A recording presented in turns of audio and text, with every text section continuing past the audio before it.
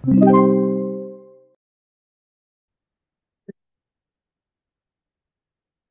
so situation number one, no? Once again, situation number one. The figure shows a pellet about to be fired from a sling. The total unstretched length of the rubber band is 80 millimeters. So this is the original length of the rubber band. The rubber band elongates 1 millimeter for every 15 Newton force.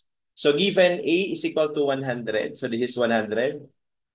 And then B is equal to 20, so this is 20 millimeters.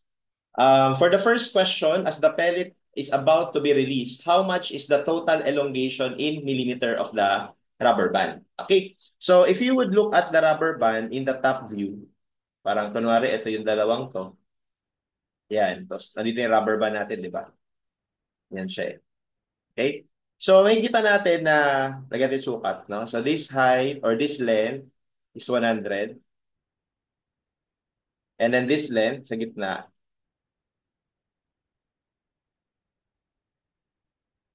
is 20 tapos 20. Okay. So, yung total length natin dito is ito. Okay? That is the final length, kumbaga. So, lagyan natin ng highlight. So, ito yung final length natin. Okay? And what we would do to define the deformation in number one, so di ba ang deformation is difference lang naman ng final length sa initial length. So, kailangan lang natin makompute yung final length. And yung final length, we can subdivide that into two parts. Kasi itong kaliwa at itong kanan, pag pinag-add mo, yan yung final length. And dahil symmetrical naman, so we can say that this is final length over 2. This is final length over 2. And to calculate the final length, we can just consider this triangle. Ayan. Right triangle naman, so we can apply Pythagorean theorem para makompute yun. So, lumalabas na hypotenuse natin, final length over 2 squared is equal to 100 squared plus 20 squared. And from here, we can calculate yung final length. So, we will have 2 times square root of 100 squared plus 20 squared. So, this is our final length. That gives us 203.96 millimeters. Ayan. So that is the final length. So therefore, our deformation, which is equal to 203.96 minus the original length of 80, gives us 123.96 millimeters. So therefore, that will be our total deformation for number one. So approximately 124. Next, what is the force exerted on each leg of the rubber? So ano yung force na nag-act dito? Kumbaga, ano yung force na nag-act dito? Ayan. Ito. Okay, tawagin natin na force P. And it is safe to assume na equal yun kasi symmetrical naman yung pagkakabatak dun sa mga legs, no? So ngayon, to calculate that, we will make use of this property. Sabi niya, it elongates the 1 millimeter for every 15 newtons of force. So dito papasok natin yung Hooke's law. Di ba according to Hooke's law, okay, yung relationship daw ng force sa deformation ay Kx. Okay, where X is your deformation. Remember sa spring, yung X na yan, yun yung pag-compress or pag-stretch ng spring. Tapos ang tawag natin dito is, kung yan ay spring, we call that spring constant. Okay? Or to be general, ang yung K na yan talaga is tinatawag na stiffness. Okay? Tapos ito yung applied force. Okay? Ngayon, kapag ni-rearrange mo equation, makikita mo na yung stiffness ay equal lang sa force divided by the deformation. So, by definition, ang stiffness pala ay force divided by deformation. So, yung makukuha natin dito sa statement na to that the rubber band elongates 1 millimeter for every 15 Newton force. Kapag pinasok natin yan dito, it tells us that 15 newtons for every 1 mm.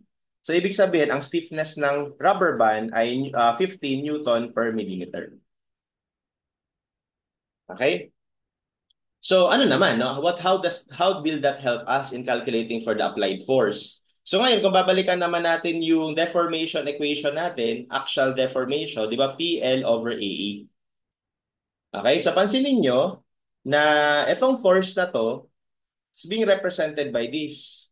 Kasi itong deformation na to is being represented by this. So, rewriting this, kapag nire-write natin, so P over delta, so pag dinivide mo yan doon, i-cross multiply mo naman yung AE sa kaliwa, tapos yung L sa ilalim, magiging AE over L. And ito naman yung tinatawag natin na stiffness din, kasi force divided by deformation din siya eh. Yun nga lang, to be more specific, itong stiffness na to is yung axial stiffness natin. Okay? So ngayon, since hinahanap lang pala natin yung P, it turns out that P will be equal to stiffness times the deformation. And how would I calculate the deformation? So, actually meron na tayo nun. Kaya lang we have to be careful. Itong deformation na to is yung total deformation natin. Total. Eh di ba, ang hinahanap lang is force sa isang leg. So kailangan, kung force sa isang leg ang hinahanap mo, yung deformation na to is deformation lang din ng isang leg. At paano nako-compute yung deformation ng isang leg? Once again, dahil symmetrical naman, it turns out na yung magiging deformation sa leg na to at saka sa leg na to ay parehas lang. So, ibig sabihin, paghahatian lang nila itong deformation na to.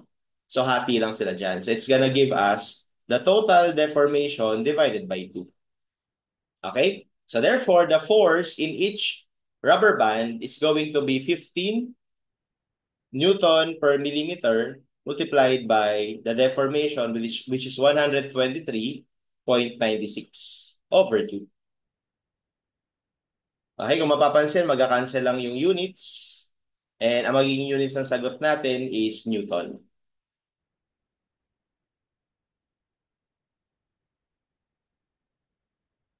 And that gives us 929.7 newtons. All right, and then from the choices, that gives us 930. All right, number 3. What is the pulling force? Ano daw yung pulling force? Ano daw to? Di ba? P yan. P yan. Ano yung F? Okay, so madali na yon. We can just apply method of joint dito or dito method of joint. For number 3,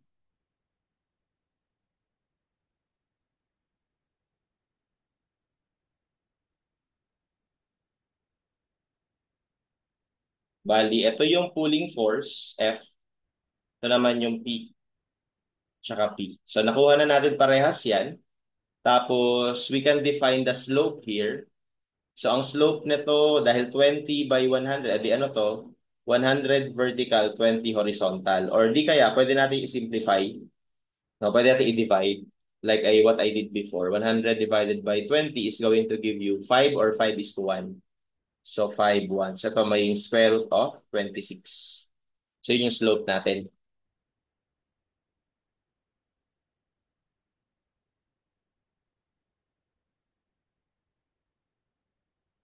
Okay? So ngayon, pag nag-summation of forces, y tayo is equal to 0. Kunyari, y ito x.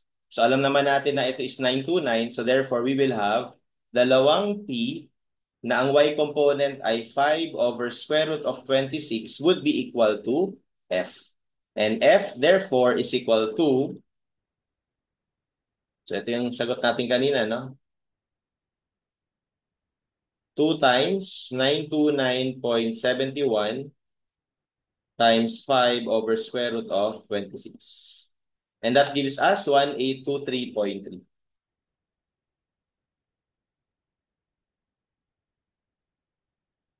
So that would be the pulling force exerted on the sling. And that is approximately letter D. All right, and that's how we solve this specific problem.